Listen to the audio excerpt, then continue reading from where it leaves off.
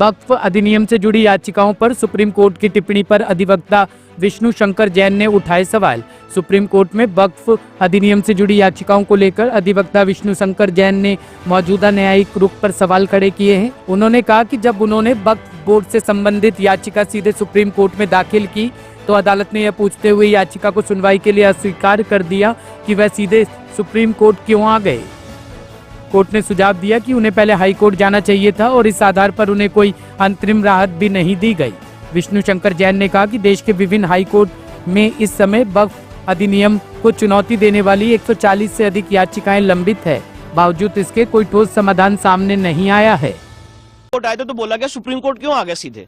जब वक्फ को लेके हम सुप्रीम कोर्ट आए थे सीधे तो बोला गया सुप्रीम कोर्ट सीधे क्यों आ गए। और 7 साल से पूरा समाज इस देश के अलग अलग हाईकोर्ट में स्ट्रगल कर रहा है। 140 से ज्यादा याचिकाएं देश के अलग अलग हाईकोर्ट में दायर हो चुकी हैं, आज तक कोई इंटरिम रिलीफ नहीं मिली है। तो क्या पैमाना है, क्या मापदंड है कि एक पक्ष सुप्रीम कोर्ट आता है और उसकी सुनवाई की जाती है और इंटरिम ऑर्डर देने के लिए एक बात की जाती है। तो ये कानून, यही चीज दूसरे पक्ष के लिए भी लागू होनी चाहिए। Point number 1। पॉइंट नंबर 2 मैं आपको बताना चाहता हूं कि अभी 4 राज्यों के जो एंडोमेंट एक्ट हैं जिससे हिंदू मंदिर को टेक ओवर किया गया है, उन 4 राज्यों के एंडोमेंट एक्ट की सुनवाई पिछले 13 साल से सुप्रीम कोर्ट में चल रही थी और हाल ही में सुप्रीम कोर्ट ने फैसला दिया है, मैं ऑनरेबल जजेस का नाम नहीं लेना चाहता हूं, जिसमें सुप्रीम कोर्ट ने कहा कि सारे मैटर हाई कोर्ट में चले, हम यहां पे इसको क्यों सुने।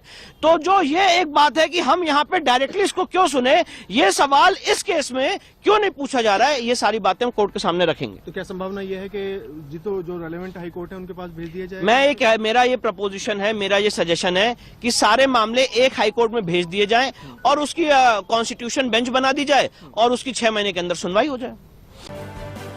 ब्यूरो रिपोर्ट, टीम सृजन न्यूज।